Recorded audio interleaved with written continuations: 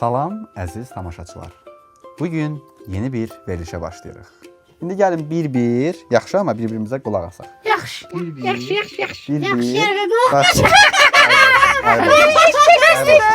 Diyanın nağıl danışım, Diyanın. Görmürsən?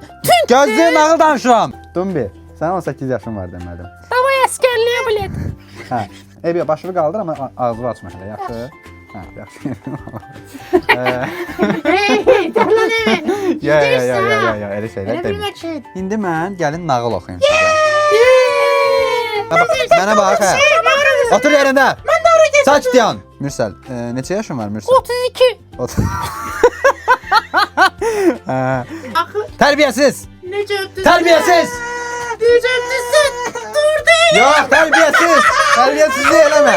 Tərbiyəsizlik eləmə. Mən də ora gedim. Yox. Hə, belə dostlar. Bugünlük nağılımız bu qədər idi. İndi sağ olun deyək, qutaraq. Olar? Olar. Hə, sağ olun. Sağ ol. Sağ olun.